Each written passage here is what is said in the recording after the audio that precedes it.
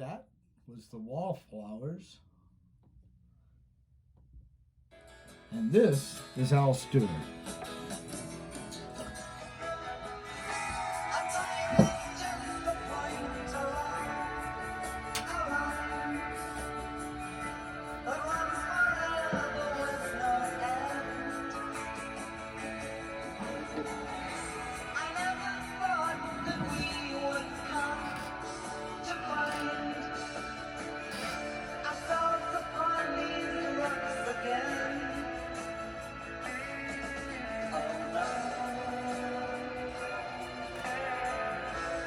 Oh no. And this is chapter 24 of It's a Mistake. It's the final chapter. Thank you all for staying with me this long, and I hope you enjoy the ending. Here we go. A universal rule is that nothing is perfect. Consequently, there is no such thing as a perfect void. When a universe dies, it collapses upon itself by natural forces of gravity. Even within nothingness, however, something still exists. Call it a singularity, idea, God, or whatever floats your boat.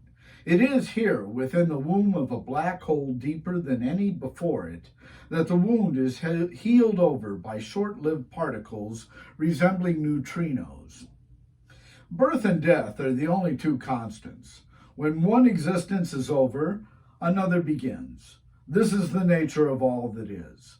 When those final neutrino-like particles cease to exist, at the very moment of their death, a brief electric flash is created from their expended energy. From that flash is born two unique particles, or singularities, whose existence can never be observed by anyone. They exist only within the imperfect void, and their only purpose is to create a new energy, or vibration, much like rock and roll did after its near death by disco. These two particles contain no actual remnants of the past universe, nor do they carry intellectual knowledge of it. But the dead project's essence flavors their DNA as gloss flavors a kiss. Buddhist monks know this flavoring as karma. These particles chase each other in attraction and repulsion behavior until one of them weakens, yielding to the other, and they mate. At the moment they rub against each other in excited frenzy, they explode in orgasm. This early eruption instantaneously produces an offspring. Buddhist monks and everyone else know this child as the universe. These ultramundane particles, having lost their perfect void to a new physical realm, vanish in the instant of its birth. All that remains of them is that flavor or essence of what came before, and before that, a leftover from precious creations. This progenitor is known by American Indians as the Great Spirit. Eastern Indians, familiar with the Upanishads, call it Soul of the Universe, or Sotu. Muslims call it Allah, Christians God, and Jews Jehovah. In time, it becomes sentient and calls itself I Am. The particle's offspring continues its orphaned existence. Their child development is called evolution. The Sotu is carried within the process of evolution like a dormant gene. Those things that work well are prolongated. Those that don't are abandoned. Those that sometimes work out well, but more often don't, become recessive. They occasionally show back up, but usually with unwelcome consequences, much like O.J. Simpson. It's also a universal principle that life imitates art. The universe is art, so life works in much the same way as the universe. Progenitors carry forth what the organism has found to work. It's known to work because the organism didn't die. Those organisms become the dominant species populating their world, with billions more just like them, until they crowd out those that aren't doing so well. Eventually, the has-beens can't get girls and their family tree dies out. Features aren't always physical, behavioral, or operational. In some rare instances, they're emotional, traits born from an experience of such magnitude that an imprint actually becomes part of the organism. Terrifying things like falling from a great height, or being suffocated, or incinerated, can create such emotional features. Social incidents like the Holocaust or Woodstock can also create them. Others are born from sexual encounters with people like Halle Berry or Sheryl Crow. Anything that might be described as a religious experience. Experiences can influence how an organism's life is styled, but cannot become determiners. Déjà vu is actually what happens when something ignites that emotional bruise. Of course, all of this seems to take forever to happen. A turtle can transport your letter to a friend in the next city before certain bacteria learn to stay away from antibiotics. But eventually, the letter arrives and the bacteria learn. Such is the nature of persistence. In the case of an old universe's development, it takes around 15 billion years. In the case of a new universe, the process takes closer to 10 billion. That's because it makes fewer mistakes. Fewer, but not none. Engineers are good at accepting mistakes. They think over an idea and plan for every detail. Then they build the thing, paying close attention to those details for accuracy, but it never turns out exactly right. Close, but never perfect. Therefore, close is good enough for engineers. Zen Buddhism and Zen Taoism call this condition impermanence.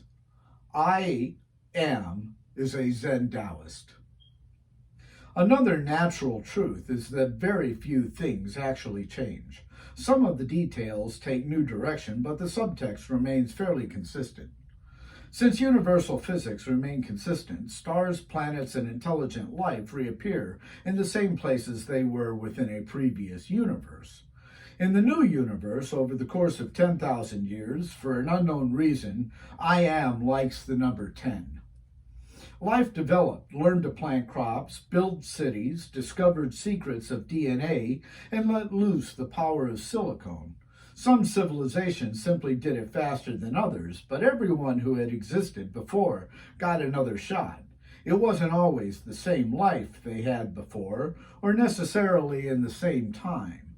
But since they didn't notice not existing for 10 billion years, they didn't feel they'd missed anything.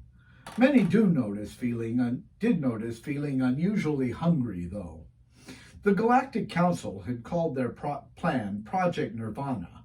They did this on the recommendation of Ambassador Bouchard, who co-authored the plan. He took it from a flippant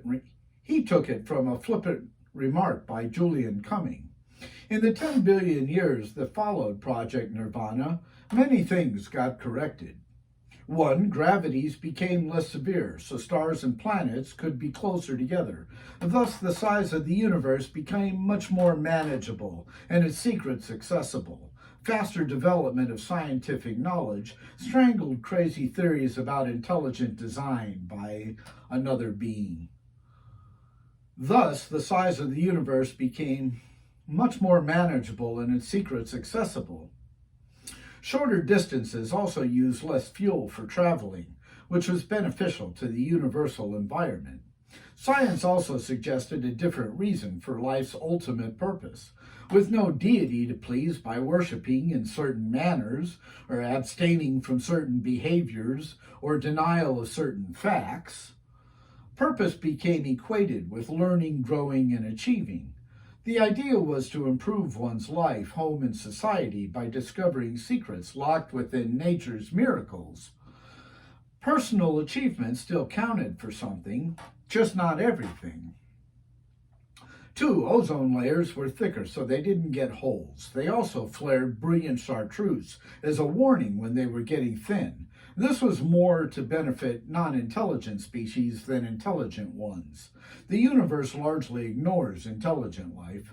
It does so because sentient beings are always up to something, changing this or improving that, which alters nature's delicate balance. A balance evolution worked tirelessly to create. This tendency to alter evolution's structure brings new, unforeseeable evolvement. Some of it works okay, but lots of it doesn't. Chains of events, most undetectable for centuries, or extinctions create an entirely different universal model than evolution intended. I am wish such beings would stop fooling around with where it put things or how those things worked. Thou kept intelligence around simply because I am needed something to observe thou's brilliance. Creations are meaningless unless another observes and appreciates them. Everyone except narcissists knows this axiom is love. 3. Stars fizzled out instead of exploding. This reduced the messy aspect of things colliding and screwing up a promising development. 4. Organisms developed which lived inside life-sustaining organs and created their own heat during cooler temperatures. This eliminated the need for body hair. Thus, shaving, waxing, or electrolysis was never necessary, and everyone looked much sexier. 5. Since it's pointless for something to be sexy without being desirable, only cute life survived. Things like the Sphinx cat, bull terrier, Chinese crested dog, ferrets, or Baldwin guinea pigs sprang up as mutations, but didn't last. This made choosing a mate easier as well, because everyone was gorgeous, so fewer beings felt slighted, unloved, or envious. 6. Ego was an early childhood trait only. It was soon lost by the realization that one is constantly wrong. Being in social structures, like dolphins and whales, fared better than those that didn't, so those structures dominated others that favored independence and power. This change bred a greater concern for the whole over the individual. Since group beings felt protected and nurtured, competition became unnecessary and ego recessive. 7. Greed too became recessive. In its early stages, greed was viewed as dangerous, even self-destructive, so those who displayed it were ridiculed or attacked. Being an unproductive trait, it was all but genetically discarded pretty early on. Recessive qualities became rare, but still occurrent. Lucian Briggs, being extremely stubborn, changed very little. Despite evolution's advances, Briggs still grew up vain and greedy. He made most of his living by taking personal advantage of public systems. He then entered politics solely to acquire power and steal more public resources, just as before. But greed took its natural course. Briggs was caught trying to smuggle life-destroying chemicals into his community by a customs agent named Durbin. He was sentenced to 10 years in jail. During incarceration, an inmate who fancied an expensive watch Briggs insisted on wearing killed him for it. Justice is too complex a thing to maintain, so instead, the universe employs irony. 8. Earth's rogue missiles no longer existed. Since Lucian Briggs never got the chance to kill Officer Goyne and Troll, or torture Jakun, there was never a war between Earth and Karos. In fact, without ego and greed, war became such a rare occurrence that Earth never created missiles of any kind. Ever. These were just some of the changes. There were also changes within the galactic social environment. Translation collars disappeared, for instance. Living closer together meant beings knew of each other's existence quicker and therefore interacted faster. It was pretty clear that rules needed to be created and enforced to govern these individuals' worlds and their commerce. A first priority of that body, the Galactic Council, became getting everyone educated in a common language.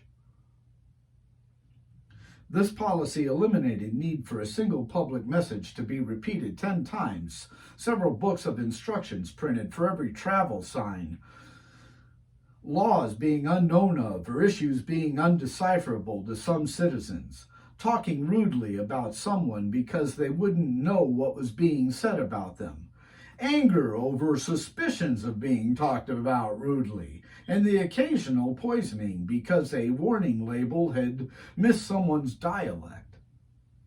The idea was so successful the translations became obsolete, though Necadorment remained popular.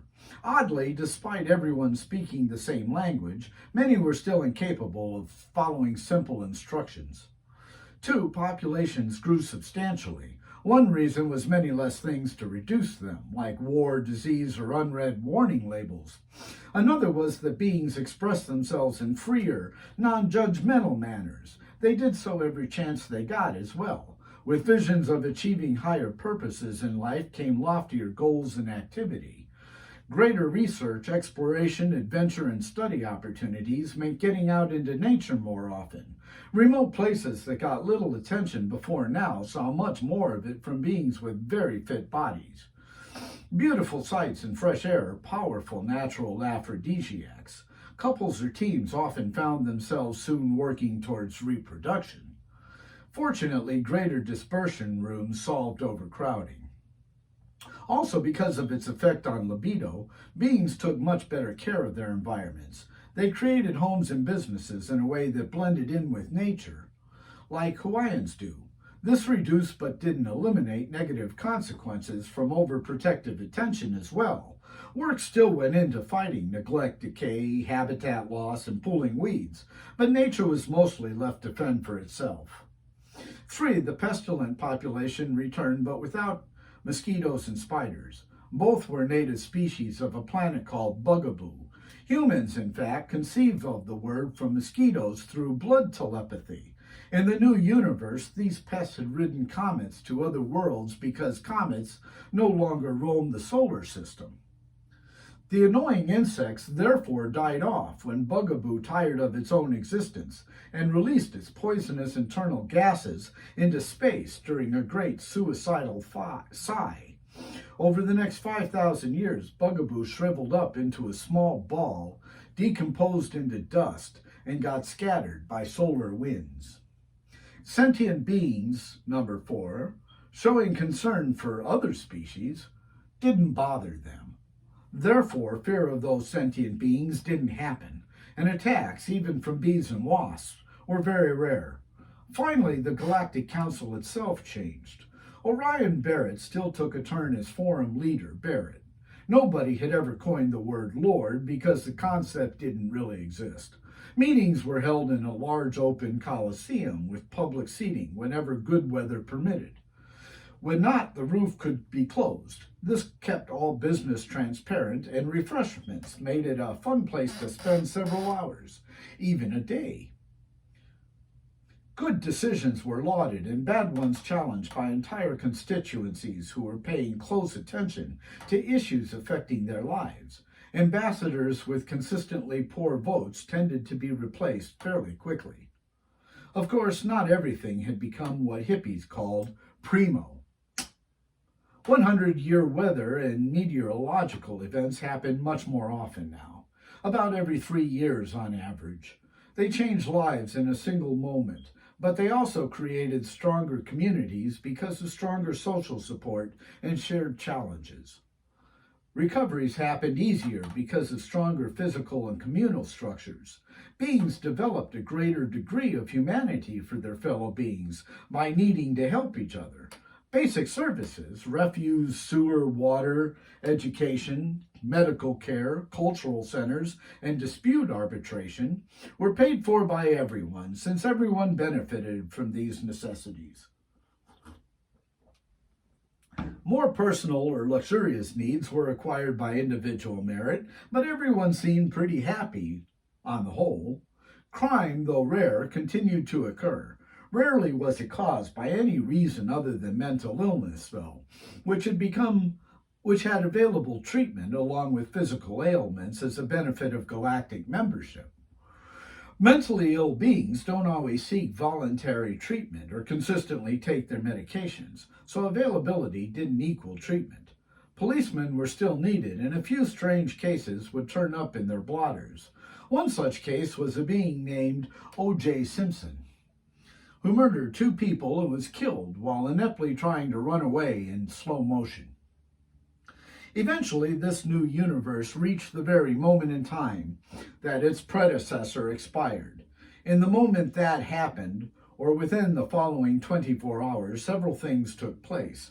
One, a young man named Ryan Spencer, who didn't fire the warning shot named Jericho, also didn't become the first casualty of a war with Karos.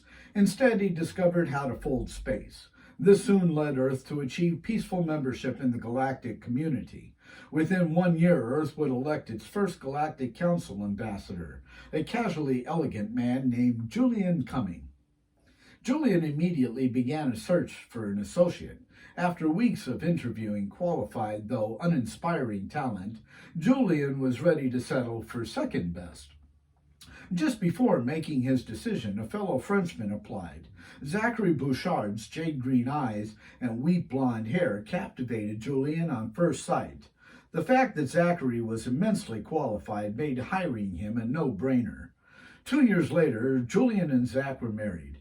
They lived gregariously, fully engaging everything they did, and took great delight in every sensation. Julian's ambassadorship had been incredibly productive and successful. Tens of millions were served by his efforts. Cummings served 7 terms, totaling 48 years, before accepting a statesman's commission. They returned home to France and settled in the small town of Pau. There they lived happily for another 16 years before infirmities of age made life restrictive and painful. Unable to accept such conditions, they included fatal mushrooms with their last meal. They then retired to bed and died in each other's arms. The current French president, a handsome fellow named Francois Deppe, delivered their eulogy.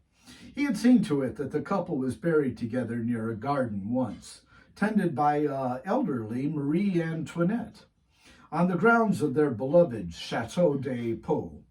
They had virtually haunted this chateau during those 16 years, gaily holding hands and conversing animatedly about everything. So it seemed natural that they should remain there. No other being shared that honor, or that soil. 2. A young woman who hadn't perished many years ago while visiting a resort's amusement park discovered a cure for an obscure virus that slowly ate away the brain. This epidemic had been of great concern to the entire galaxy. For her achievement, Forum leader Orion Barrett would later award her the Galactic Council's highest honor, the Oracle of Gratitude. She dedicated the oracle to this cruel virus's last victim, a young man named Jack Shrub, who had killed many beings during his brain's final stages.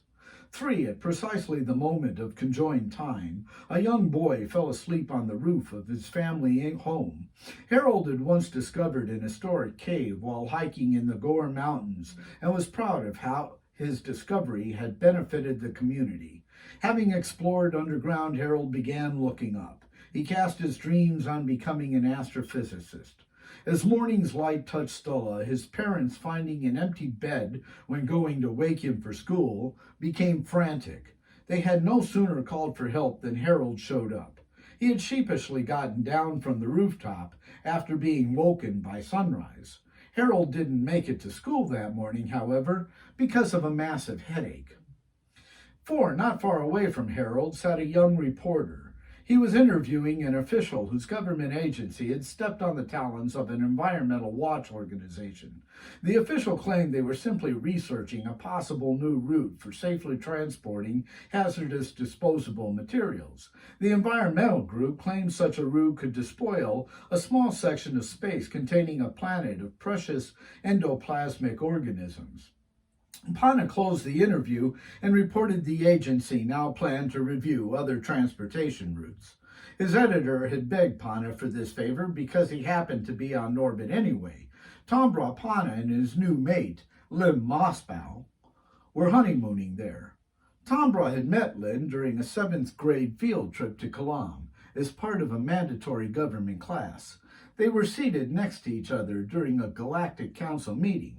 Even before they knew each other's names, they had felt an odd sense of attraction. It was like they had known each other many years ago, but could not remember exactly when or how. That wasn't unusual for either of them, though. Both had unusually high occurrences of déjà vu experiences. They constantly felt that things seemed familiar. This commonality made them laugh and instantly cemented a long-distance friendship. They had made plans to see each other for the first time since then at a concert. A respected musician named Lawrence James had consented to a rare show for his favorite charity on Lynn's planet Eureka. They both loved him, so Pana cruised in and met her. They discovered that music resonated deeply for both of them in an almost sexual way. It touched something buried so deep within themselves that they became highly aroused. A certain pitch could make them climax without so much as a touch, and often in unison. That was exactly a year ago.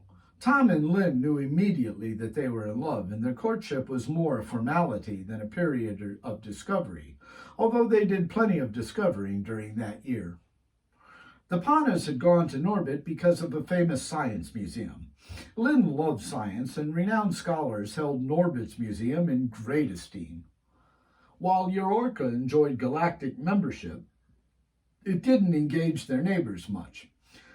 They felt wary of outsiders. Though Lynn was hardly a sheltered girl, she was, as a result of such isolation, not very well traveled.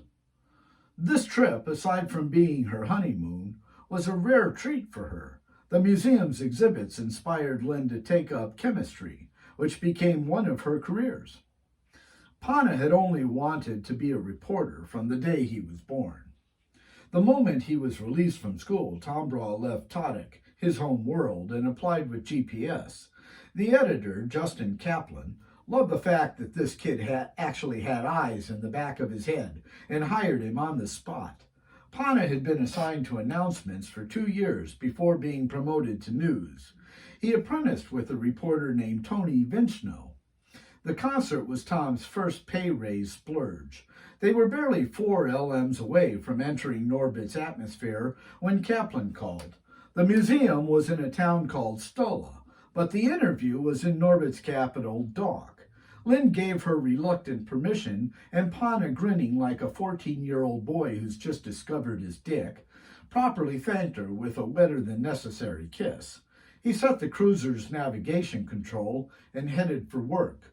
In Dock, they found a place and spent their first night as a married couple. After checking out, Pana filed his report and headed for Stola. They had no sooner entered the city than Tombra was hit with a wave of deja vu like he'd never before experienced. Pana guided the cruiser past the Science Museum, beyond a huge shopping district and over a residential neighborhood, as if in a trance. He suddenly noticed a rooftop with a notebook, pencils, and thick book of celestial bodies on it. Couldn't say why that seemed interesting. To cover his troubled confusion, Pana pointed it out as if reporting a story. "Looks like someone may have been stargazing," Tombra said. Lynn was caught off guard by his reporter's observant and curious nature, but thought it was cute. "I wonder if the gazer discovered anything." Where the Gore Mountains began their rise outside Stola, they happened upon an amphitheater nestled into a red granite cliff. The granite provided the stage with special acoustics equaled in few places. The setting was magnificently beautiful, and Tombra set his cruiser down in an empty lot. "Why are we stopping here?" Lynn asked. "I don't really know," Tom confessed, "but I feel like this place has great significance. Kind of a special spot." "We get those feelings all the time, Tom." "I often feel a familiarity with something, yes, but I've only felt this strongly about being a reporter and about you." He smiled and kissed the air between them. "I've never felt such a strong sense of connection with a place, though." They walked across a lawn with emerald green grass to the theater's crescent seating area. Tombra virtually ran down the graded steps and then ran up another flight to the elevated stage. Lynn was much slower in following Tombra down, but soon appeared with him on stage. Pana stood up front, facing the seats, but actually looking beyond them toward Stola. He heard soft thuds against the beautifully grounded stone and opened his rear eyes when they stopped near his left arm. ending his opportunity for a long, broody soliloquy about muffing ghosts. His eyes held wonder and awe as he looked into hers. "I've stood here before, Lynn, but it didn't look like this." "How did it look?" She searched deeper with some concern. Pana looked up at the blue sky. Thin, elongated white clouds strafed across it like pills shaken from a bottle. He actually shuddered and returned his gaze to the horizon. "Barren," he finally replied. "There." He pointed toward the section of homes they had just toured a few minutes before. "That's where it hit." "What hit, Tom? Are you feeling okay, sweets?" Pana's shoulder fell and confusion overtook him. "I don't really know, Lynn, but it was bad. This whole place seems like it should be scorched land." She moved up next to him and put a hand on his cheek. "Do you have a fever? Maybe you're coming down with something." His rear eyes scanned the stage while his front eyes looked back up toward the elongated white clouds, shuddering again, and he shuddered again. "Something happened here, but it's all better now." He suddenly felt something deep within his soul click into place like a seatbelt.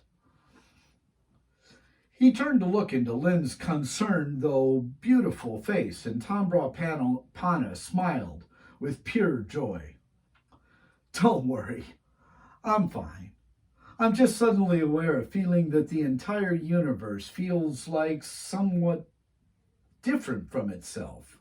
Like an old one passed away and was replaced by a remarkably similar one.